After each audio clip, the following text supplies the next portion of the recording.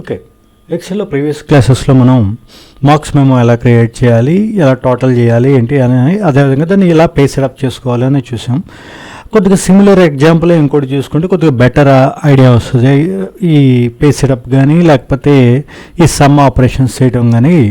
So ఇక్కడ marks మెమోలో ఏం చేసాం, కేవలం ఎడిషన్స్ ఉన్నాయి. అలాగనే మనం పేరోల్లో తీసుకుంటే కొద్దిగా దాంట్లో మల్టిప్లికేషన్స్, డివిజన్స్, లేకపోతే దాన్ని పర్సంటేజ్ కట్టడం ఇలాంటివన్నీ కూడా వస్తాయి. కాబట్టి దాన్ని తీసుకుందాం. అసలు పేరోల్ అంటే ఏంటి? ఈ పేరోల్ అన్నది ఎప్పుడైనా విన్నారా? పేరోల్ అంటే ఏంటి? ప్రతి ఎంప్లాయీకి కూడా శాలరీస్ ఉంటాయి కదా. ఈ శాలరీస్ని ఆ కంపెనీలో ఎంతమంది ఎంప్లాయీస్ అయితే ఉన్నారో ఆ ఎంప్లాయీస్ అందరికీ కూడా పేమెంట్, శాలరీస్ పే చేసే సిస్టమ్ని అంతటినీ కూడా తయారు చేసుకునే షీట్ని పేరోల్ అంటాం. ఇక్కడ శాలరీ ఉందనుకోండి, ఫిక్స్డ్గా ఉంటుందా? ప్రతి నెల పెరుగుతా తగ్గుతూ ఉండడానికి అవకాశం ఉందా? ఫర్ ఎగ్జాంపుల్, ఎప్పుడు ఫిక్స్డ్ శాలరీ, సాధారణంగా మనం అనుకునేది ఏంటి, శాలరీ ఫిక్స్డ్గా ఉంటుంది అంతే కదా. ఫస్ట్ అసలు శాలరీ అనేది ఎన్ని రకాలుగా క్రియేట్ అవుతుందని చూద్దాం. దీన్ని ఎలా కౌంట్ చేస్తున్నాడు శాలరీ? ఒకటి,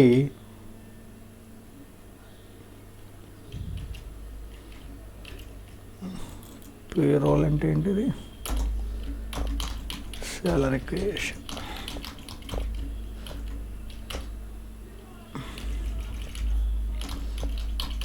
ఎంప్లాయీస్ శాలరీ క్యాల్కులేషన్.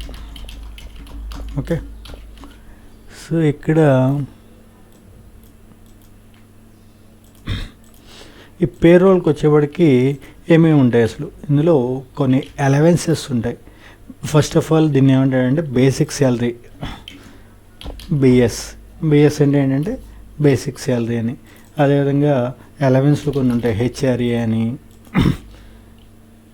టీఏ అని, ఓకే, నెక్స్ట్ డిఏ అని. అదేవిధంగా డిడక్షన్స్ ఏమన్నా పిఎఫ్ కానీ, ఇన్సూరెన్స్లు కానీ.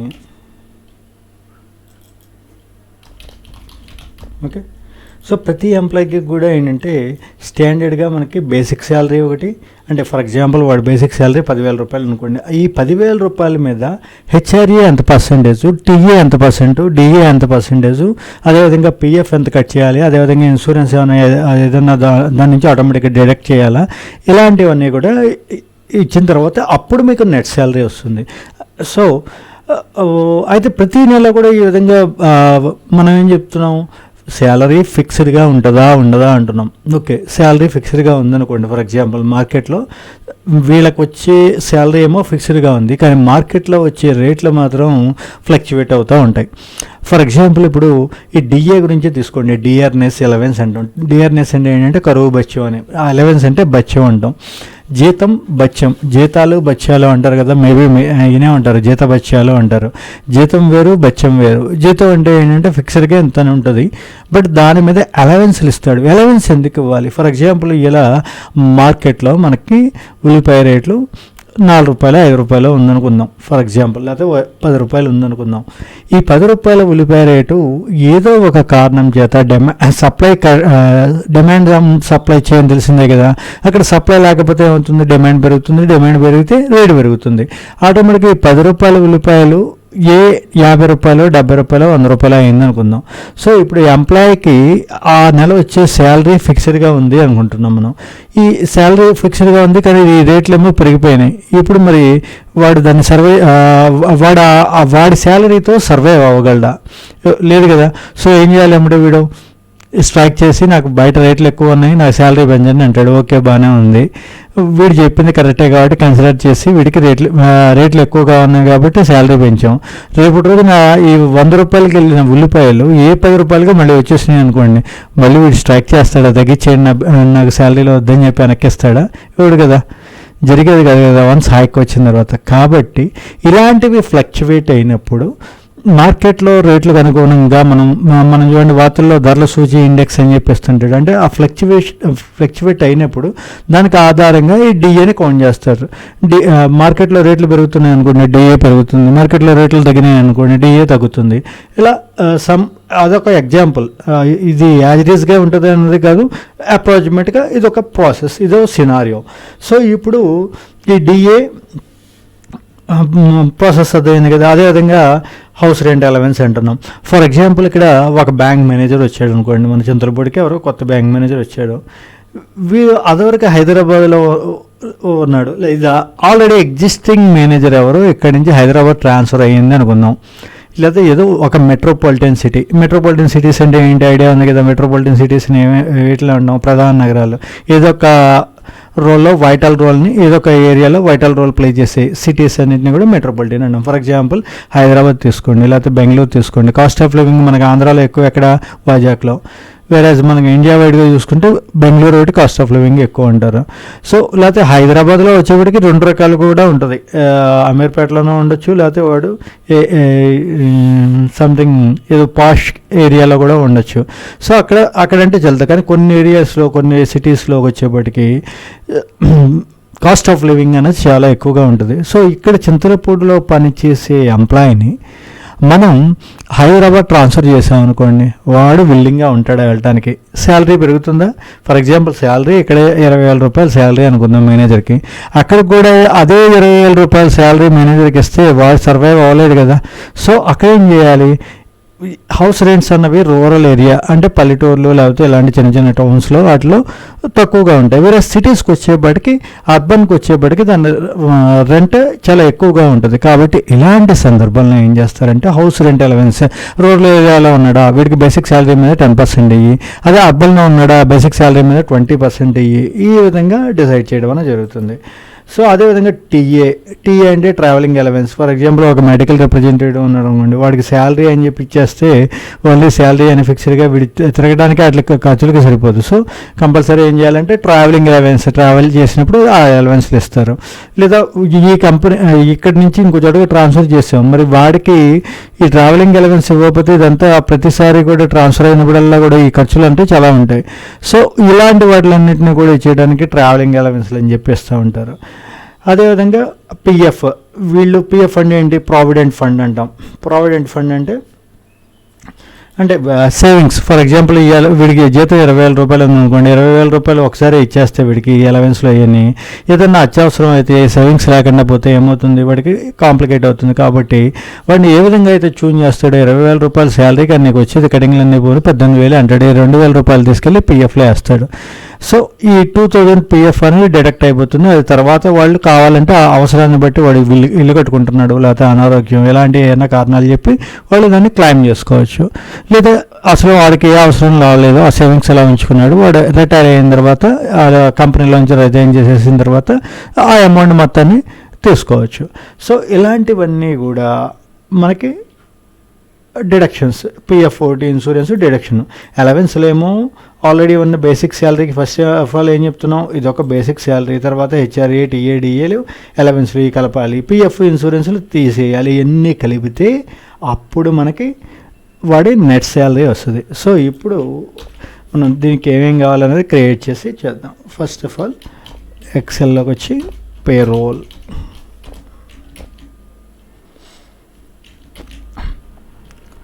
ఓకే, ఇందులో ఏమేం కావాలన్నా ఒకటి సీరియల్ నెంబర్ అన్నది కామన్, ప్రతి దానికి కూడా ఎంతమంది ఏంటి కౌంటింగ్కి సీరియల్ నెంబరు, తర్వాత ఎంప్లాయీ నేము, తర్వాత ఏం చెప్తున్నాం basic salary, HRA, TA, DA, అదేవిధంగా పిఎఫ్, అదేవిధంగా ఇన్సూరెన్స్ ఏమన్నా ఉంటే కనుక ఆ ఇన్సూరెన్స్. నెక్స్ట్ వన్ ఏంటి, మొత్తం ఇట్లన్నిటిని కలిపితే నెట్ శాలరీ. ఓకే, సో ఇప్పుడు దీన్ని ఇన్సూరెన్స్ అనేది చూడండి, ఇక్కడ మనకి టైప్ చేసిన తర్వాత సగమే కనబడింది, F2 కొడితేనే మొత్తం కనబడుతుంది. కాబట్టి ఏం చేయాలి, ఇది ఫిట్ అవ్వడానికి ఆటో ఫిట్, ఇది 2 కాలమ్స్ మధ్యలో డబుల్ క్లిక్ చేసేయండి, ఆటో ఫిట్ అవుతుంది. ఓకే, అదేవిధంగా ఇక్కడ ఎంప్లాయీ నేమ్ కూడా అంతే, డబుల్ క్లిక్. ఇక్కడ మీరు జాగ్రత్తగా చూసుకోవాల్సింది ఏంటంటే వీటికి ఎక్కువ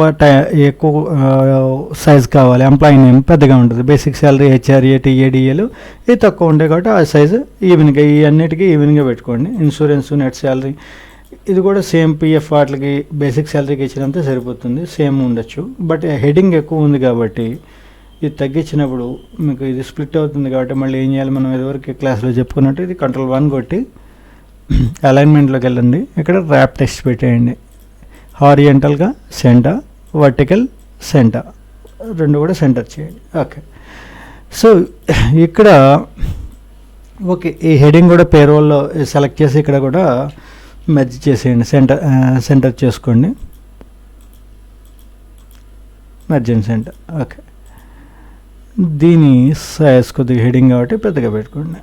ఓకే, కొంతమంది ఎంప్లాయీస్ నేమ్స్ ఇవ్వండి ఇక్కడ. ఓకే, సో ఇక్కడ ఇదొక నేమ్స్ ఇవ్వండి కొన్ని. For example Jagan, basic salary ఎంత, ₹1,00,000. చంద్రబాబు సీఎం కదా, కొద్దిగా ఎక్కువ 2 లక్షలలో ఉంటుంది. ఎమ్మెల్యే ఎంపీలకి అయితే ₹1,00,000 ఇలా ఉంది కదా. ఓకే, ఇలా వేద్దాం సంథింగ్ అయ్యో ఇక్కడ.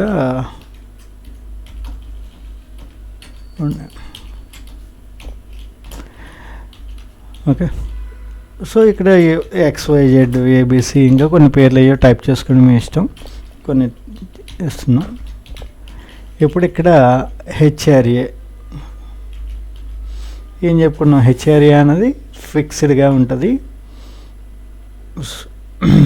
అలవెన్స్ అనేది బేసిక్ శాలరీ మీద ఫిక్స్డ్గా ఇవ్వాలి అన్నాం.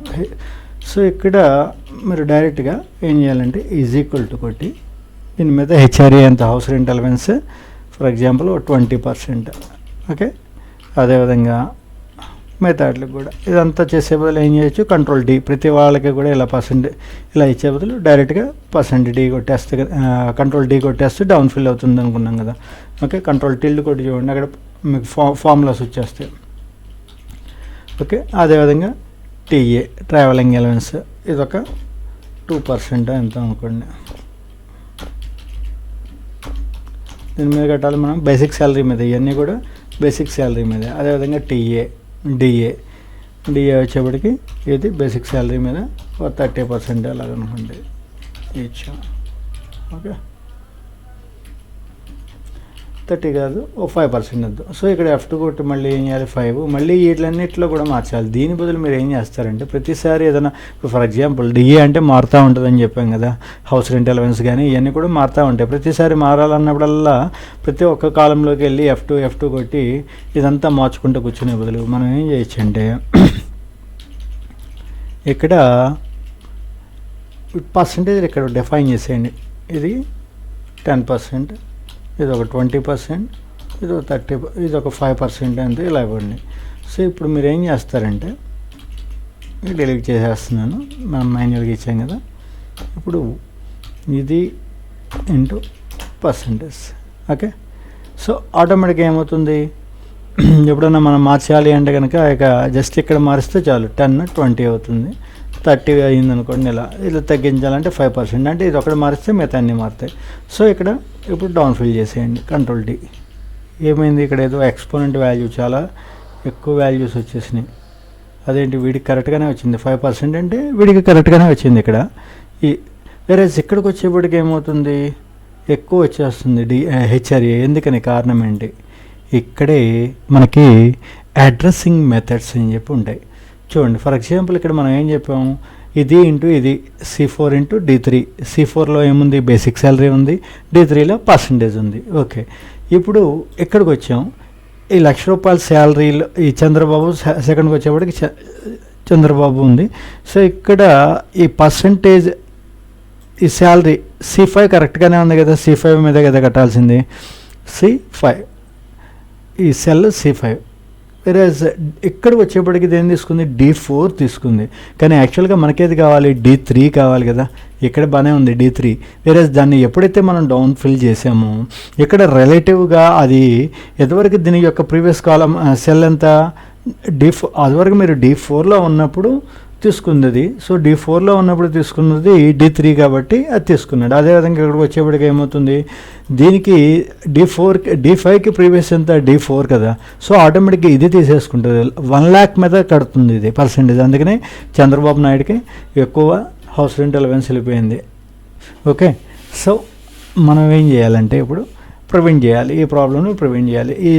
దీనికి మెథడ్ ఏం చేయాలంటే ఎప్పుడైనా కూడా ఏదైనా ఒక వాల్యూని, ఫర్ ఎగ్జాంపుల్ రఫ్ వర్క్ కూడా చేద్దాం కొద్దిగా.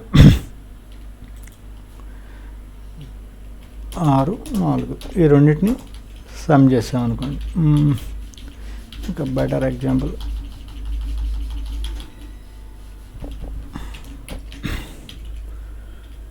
ఓకే 6, 5 ఈ రెండింటిని సమ్ చేసాం. ఈ 5 అన్నది తర్వాత ఇక్కడ 7, 4 ఉందనుకోండి. ఇదే ఫంక్షన్ని రైట్కి ఫిల్ చేయడానికి ఏంటి కంట్రోల్ R అన్నాం. ఓకే,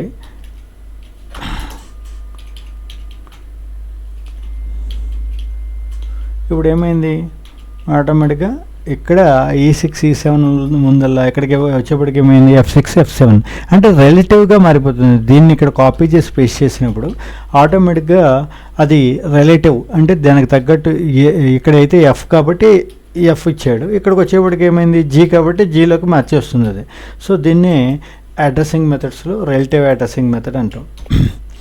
సో అడ్రసింగ్ మెథడ్స్ ఎన్ని రకాలు ఉన్నాయి,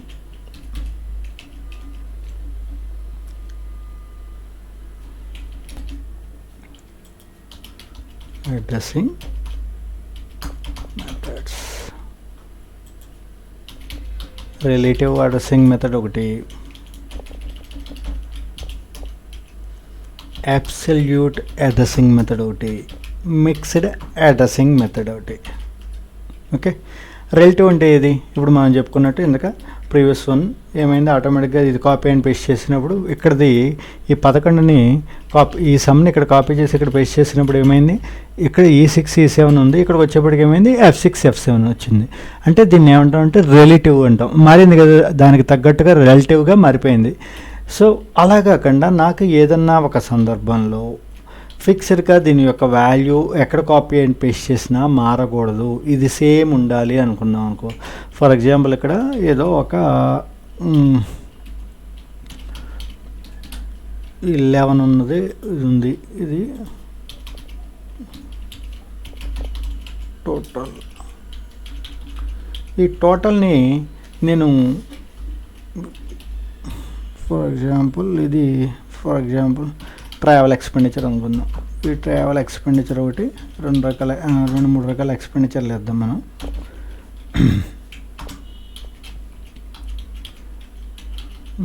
మిస్సెల్లేనియస్ ఎక్స్పెండిచర్ ఒకటి,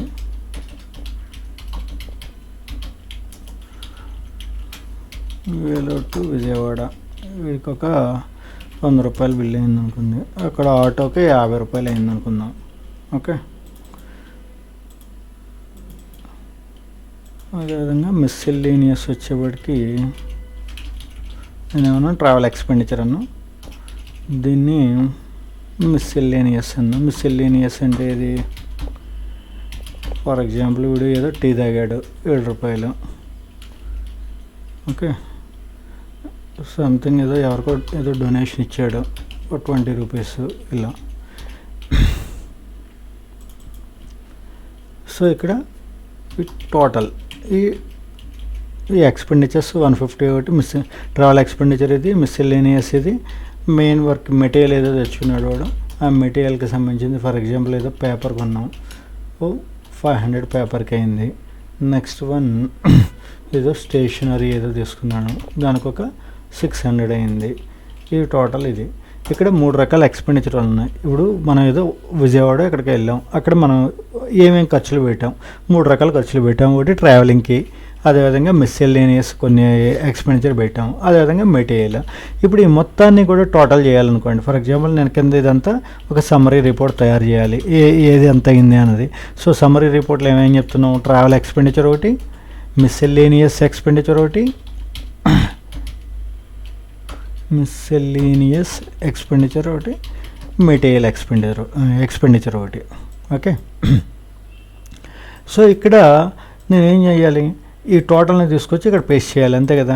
ఇక్కడ కాపీ చేసి ఇక్కడ పేస్ట్ చేసాం అనుకోండి, ఏమైంది, 0 వచ్చేసింది, మారిపోతుంది. మనకి ఇక్కడ ఉన్న వాల్యూ మారకూడదు. సో అలా అని చెప్పి ఇక్కడ నేను 150 డైరెక్ట్గా టైప్ చేసేసాను అనుకోండి, ఇక్కడ ఏమవుతుంది, ఆటోకి 50 రూపాయలు ఇచ్చానని చెప్పి రాసే పొరపాటున కాదు, 50 కాదు 55 రూపాయలు ఇచ్చానని చెప్పి గుర్తొచ్చి మార్చామనుకోండి, ఇక్కడ ఇది అప్డేట్ అయింది. ఓకే.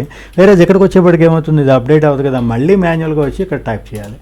సో ఇలా కాకుండా మనకి ప్రాబ్లం అర్థమైంది కదా, రిలేటివ్గా ఉంది, అది కాపీ చేసి మనం ఆటో ఫంక్షన్ వేస్తే, ఆటో సమ్ చేస్తే కనుక ఆటోమేటిక్గా ఎక్కడ ఏది మారినా అప్డేట్ అవుతుంది, నో ప్రాబ్లం.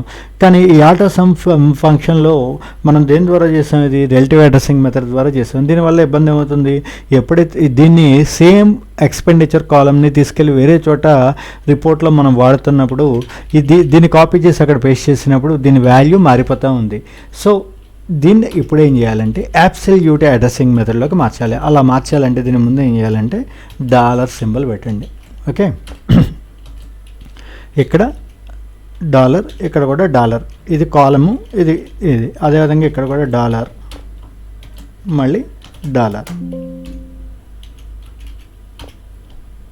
ఓకే.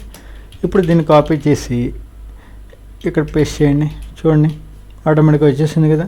ఇక్కడ ఏదన్నా మీరు 55 రూపాయలని మళ్ళీ 70 రూపాయలు చేయండి, ఇక్కడ 2 మారుతాయి. అర్థమైంది కదా. ఏం చేసాం, జస్ట్ ఫర్ ఎగ్జాంపుల్ మళ్ళీ చూడండి, మిస్సెల్లేనియస్ ఎక్స్పెండిచర్ ఉంది, దీన్ని కాపీ చేసి ఇక్కడ పేస్ట్ చేస్తుంటే ప్రాబ్లం ఏముంది, మారిపోతూ ఉంది, మనకు మారకూడదు. కాబట్టి సేమ్ ఇక్కడ ఉన్న వాల్యూ ఏదైతే ఉందో ఇదే సమ్ము, ఆటో సమ్మే ఉండాలి, బట్ రిలేటివ్గా ఉండకూడదు, అబ్సల్యూట్గా ఉండాలి. సో ఈ సమ్ ఫీచర్ని రిలేటివ్గా ఉన్న అడ్రస్ని అబ్సల్యూట్ అంటే ఖచ్చితంగా అదే ఉండాలి, రిలేటివ్ అంటే మారుతూ ఉండు, ఎక్కడ పేస్ట్ చేస్తే అక్కడ దీన్ని కాపీ చేసి పేస్ట్ చేసినప్పుడు మారుతూ ఉంటుంది. అబ్సల్యూట్ అంటే పేరులోనే ఉంది కదా, ఖచ్చితంగా సేమ్ ఉంటుంది, దాన్ని మార్చడానికి అవకాశం ఉండదు. సో ఇక్కడ మళ్ళీ డాలర్, ఇలా ప్రతి దానికి ముందు ఇలా డాలర్ ఇలా మనం పెట్టే బదులు ఏం చేయొచ్చు అంటే F4 కొడతా ఉన్నాం అనుకోండి, డాలర్ ఇన్సర్ట్ అవుతూ ఉంటుంది. ఫస్ట్ F4 కొట్టారు, రెండింటికి డాలర్ వచ్చింది, మళ్ళీ F4 కొట్టండి, ఒకదానికి డాలర్ పోయింది, ఒకదానికి ఉంది, ఇక్కడ మళ్ళీ ఇంకో దానికి వచ్చింది, ఇంకో దానికి పోయింది. ఇలా F4 కొడతా ఉంటే ఇలా స్విచ్ అవుతూ ఉంటాయి. మీకు కావాల్సింది వచ్చే వరకు F4 కొట్టండి, ఆటోమేటిక్గా సాధారణంగా ఫస్ట్ F4లో 2 వచ్చేస్తాయి. రెండింటికి అంటే కొన్ని సందర్భాల్లో కాలం మారకూడదు, బట్ సెల్ వాల్యూ రో అడ్రస్ మారాలనుకోండి, అప్పుడు జీకి మాత్రమే డాలర్ ఉంచుతాం, 7 కొంచెం అంటే G7 G8 G9 అలా జీ మారట్లేదు, నెంబర్స్ మారినాయి అనుకోండి, అప్పుడు దానికి డాలర్ తీసేస్తాం. సో ఇక్కడ దీన్ని మనం పూర్తిగా అబ్సల్యూట్ మెథడ్లో ఉంచాం. అదేవిధంగా నెక్స్ట్ మళ్ళీ ఏం చేయాలి చూడండి, F2 కొట్టి మళ్ళీ ఇక్కడ F4, ఇది F4, దీన్ని కాపీ చేయండి, ఇక్కడ పేస్ట్ చేయండి. ఒకసారి ఈ అడ్రసింగ్ మెథడ్స్లో ఈ absolute to change from relative to change function from relative to absolute. Relative address మెథడ్లో ఉన్నదాన్ని అబ్సల్యూట్లోకి మార్చాలంటే ఏం చేయాలని చెప్పుకున్నాం, షార్ట్ కట్ రాసేద్దాం డైరెక్ట్గా. నెక్స్ట్ ఫస్ట్ స్టెప్లో F2 కొట్టండి, సెకండ్ స్టెప్లో F4 to insert dollar symbol before addresses. Okay.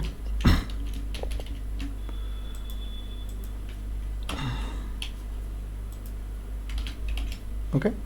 So ఇక్కడ ఈ కాపీ అండ్ పేస్ట్. ఓకే, ఇది అర్థమైంది కదా. ఇప్పుడు సేమ్ దీన్ని నేను అసైన్మెంట్లో పెడుతున్నాను, మీరు సేమ్ ఇది ఒకటి నాకు చేసి ఇవ్వండి. దీన్ని పేజ్ సెటప్ కూడా చేయండి నీట్గా, అది కూడా ప్రాక్టీస్ అవుతుంది.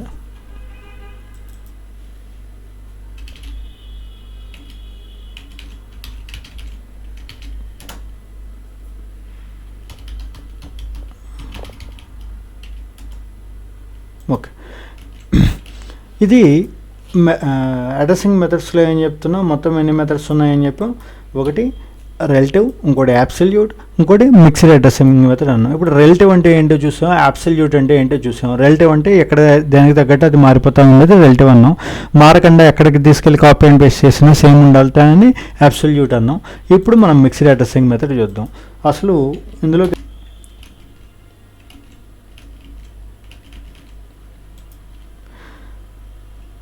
ఇందులోకి రావడానికి కారణం ఏంటి, మనం ఇక్కడ ప్రాసెస్ హెచ్ఆర్ఏ టీఏడిఏ, ఇక్కడ హెచ్ఆర్ఏ అన్నది మారకూడదు, పర్సంటేజ్ మారకూడదు, బట్ బేసిక్ శాలరీ మాత్రం మారాలి. ఇందాక చెప్పుకున్నాం కదా, ఇక్కడ బేసిక్ శాలరీ, ఇక్కడ ప్రాబ్లం ఏమైంది, దీన్ని రిలేటివ్ అడ్రసింగ్ మెథడ్లో ఉంచడం వల్ల ఇక్కడ తీసుకోవాల్సిన ఈ కాలం బదులు ఈ కాలం తీసేసుకుంటుంది ప్రతి దానికి. సో అలా తీసుకోకుండా మారాలి అంటే కనుక ఒకటి ఇందులో ప్రాబ్లం ఏంటి, బేసిక్ శాలరీ ఏమో మారుతూ ఉంటుంది కానీ హెచ్ఆర్ఏ ఏమో మారకూడదు. సో అర్థమైంది కదా, ఒక పార్ట్ అంటే ఈ ఫంక్షన్లో సమ్ పార్ట్ ఏమో అబ్సల్యూట్లో ఉంటుంది, సమ్ పార్ట్ ఏమో రిలేటివ్లో ఉంటుంది, దాన్ని మిక్స్డ్ అంటాం, సింపుల్. ఓకే. సో ఇక్కడ నాకు ఏది మారాలి, C4 అంటే ఏది, basic salary column. But D3 ఇదేంటి, D3 అన్నది ఏంటి, అలవెన్స్. ఈ అలవెన్స్ అన్నది ఎలా ఉండాలి, మారకూడదు. కాబట్టి ఇక్కడ ఏం చేస్తారంటే F4 కొట్టేయండి. Okay, nice. ఇప్పుడు మళ్ళీ Ctrl D కొట్టండి. చూడండి ఇప్పుడు కరెక్ట్గా వచ్చేసింది కదా. అదే ఈ ఎప్పుడైతే ఇక్కడ అబ్సల్యూట్ తీసేసి దీన్ని పేస్ట్ చేసాము, మళ్ళీ చూడండి F4 తీసేసాను నేను, అబ్సల్యూట్ తీసేసి పేస్ట్ చేశాను, ఏమైంది, మారిపోతూ ఉంటాయి, గార్బేజ్ వాల్యూస్ వచ్చేస్తుంటాయి. అంటే ఇది వెళ్ళి ఇక్కడ పర్సంటేజ్ కట్టే బదులు పర్సంటేజ్ కాలం ఇది తీసుకునే బదులు దీనికేమో దీన్ని తీసుకుంది, దీనికేమో ఇది తీసుకుంది. సో ఇక్కడ ఏం చేయాలి, F2 కొట్టి ఈ D3కి ఏదైతే మారకూడదు అనుకుంటున్నామో అక్కడ దానికి F4 ఇవ్వండి. చూడండి అదేవిధంగా TA, మళ్ళీ ఇక్కడ బేసిక్ శాలరీ మారాలి బట్ TA మారకూడదు. ఇది మారకూడదు కాబట్టి ఎప్పుడు ఫిక్స్డ్గా ఉండాలి కాబట్టి ఇది తీసుకోండి. మారకూడదు అంటే నేను అనేది పర్సంటేజ్ కాదు, TA కాలంలో ఇందాకేమని చెప్పాము మారుతూ ఉంటుంది కాబట్టి అలవెన్స్లో అన్నారు. మరి ఇప్పుడేమో TA మారదు కాబట్టి అంటున్నారు. TA మారదు కాబట్టి అంటే ఇక్కడ ఏంటంటే TA సెల్ యొక్క అడ్రస్ మారదు. ఇందులో మీరు 20% పెట్టండి, 30% పెట్టండి, అక్కడ పర్సంటేజ్ మారచ్చు, బట్ ఈ సెల్ యొక్క అడ్రస్ ఇప్పుడు E3 ఉంది కదా, ఇది మారదు కదా, ఈ అడ్రస్ అయితే ఎప్పుడు మారదు, ఈ అడ్రస్లోనే ఉంటుంది. కాబట్టి ఇది మారంది ఏదైతే ఉందో దాన్ని మనం ఏంటనో మారదు అంటే ఇక్కడ సెల్ అడ్రస్ మారదు అని నేను చెప్పేది, పర్సంటేజ్ కాదు. ఇందులో వాల్యూ మీ ఇష్టం, మీరు ఎంతైనా మార్చుకోండి, బట్ దాని యొక్క అడ్రస్ మాత్రం మారదు. కాబట్టి ఆ అడ్రస్ని అబ్సల్యూట్లో పెట్టండి అన్నాం. అదేవిధంగా ఇక్కడ దీనికి డౌన్ ఫిల్ కొట్టేయండి. మళ్ళీ ఇక్కడ డిఏ కూడా ఇంటూ పర్సంటేజ్ 5%, ఇది మారకూడదు కదా, సేమ్ అండి. సో అదేవిధంగా పిఎఫ్ వచ్చేప్పటికి ఇది 2% అలా అయ్యండి, సేమ్ కాదు. అదేవిధంగా ఇన్సూరెన్స్ ఏదైనా ఫిక్స్డ్గా ఉందనుకోండి, 500 1000 రూపాయలు ఏదో ఫిక్స్డ్ ఉందో, లేకపోతే అది కూడా పర్సంటేజే ఉందనుకుంటున్నాం. సో Ctrl R కొట్టేయండి, సేమ్ వచ్చేస్తుంది. ఇప్పుడు నెట్ శాలరీ రావాలి.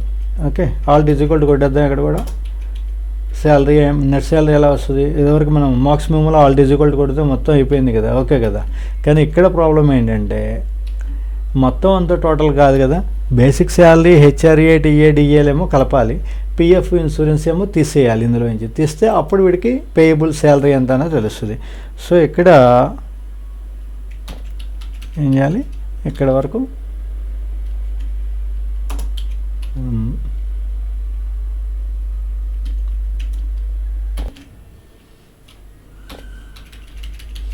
Basic salary HRA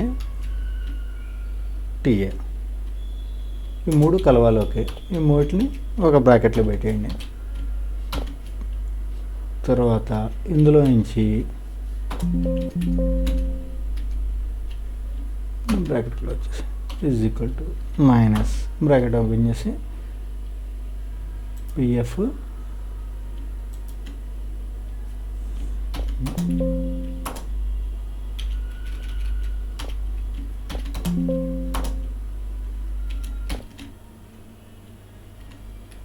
okay. So ఈ C4D4 E4లో ఏమో కలిపాం, G4H4 కూడా కలిపి దీన్ని ఏం చేస్తాం, ఇందులో నుంచి తీసేస్తాం. ఇప్పుడు టోటల్, ఇప్పుడు వీడి నెట్ శాలరీ ఇది సేమ్. ఇదంతా మళ్ళీ ప్రతిసారి చేసే వాళ్ళు ఇవన్నీ డౌన్ ఫిల్ కొట్టేసుకోండి. ఇక్కడ జస్ట్ నెట్ శాలరీ ఒకటి వేస్తే ఆటోమేటిక్గా వాల్యూస్ అన్నీ వచ్చేస్తాయి. ఓకే. సో ఇక్కడ మీరు దీన్ని ఏం చేస్తారంటే పే సెటప్ చేసి నీట్గా చేసి, ఇది శాలరీకి సంబంధించిన పేరోల్కి సంబంధించిన ఇన్ఫర్మేషన్. ఇక్కడ అర్థమైంది కదా, జస్ట్ ఏం లేదు, 3 వాల్యూస్ని కలపాలి, ఈ 2 వాల్యూస్ని తీసేయాలి, ఈ 3ని కలపాలి, ఈ 2ని కలపాలి, కలిపి ఈ 3లోంచి ఈ కలిపిన 2ని తీసేయాలి. కాబట్టి ఈ విధంగా వేస్తాం. ఓకేనా. సో ఈ పేరోల్ అన్నది ఒకసారి ట్రై చేయండి. చెప్పుకున్నాం ఈ టాపిక్ అర్థమైంది కదా. పేరోల్ అంటే ఎంప్లాయీ యొక్క శాలరీస్ మారుతాం, శాలరీలో అలవెన్స్లు, అదేవిధంగా ఎడిషన్స్ డిడక్షన్స్ ఉంటాయి. కాబట్టి వాటిని ఏ విధంగా డీల్ చేయాలి, అసలు ముందు ఎంప్లాయీ శాలరీ సిస్టమ్ మీద ఒక అవగాహన క్రియేట్ చేసుకున్నాం.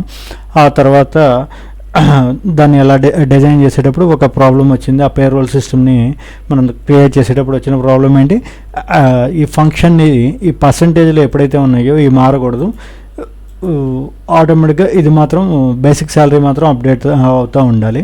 సో అక్కడే మనం కొత్త సిస్టమ్ నేర్చుకున్నాం. అదే అన్నాం అడ్రస్సింగ్ మెథడ్స్ అన్నాం. ఈ అడ్రస్సింగ్ మెథడ్స్లో రిలేటివ్ అడ్రస్ అని, అబ్సల్యూట్ అని, మిక్స్డ్ అని ఉంటాయని చెప్పుకున్నాం. రిలేటివ్ అంటే కనుక మారిపోతూ ఉండాలి. అడ్రస్ ఎక్కడైనా సమ్ ఫంక్షన్ దానికి తగ్గట్టు మారిపోవాలి అంటే రిలేటివ్లో పెట్టుకుంటారు.